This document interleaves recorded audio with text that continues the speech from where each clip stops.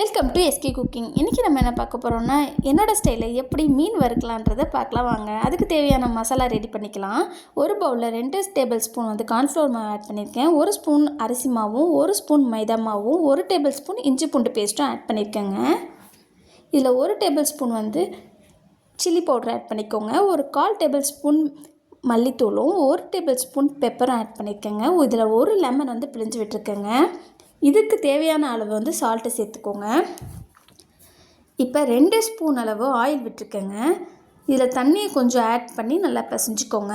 1 கொத்து கருவேப்பிலையும் 1 முட்டையும் இதில் ஆட் பண்ணியிருக்கேங்க.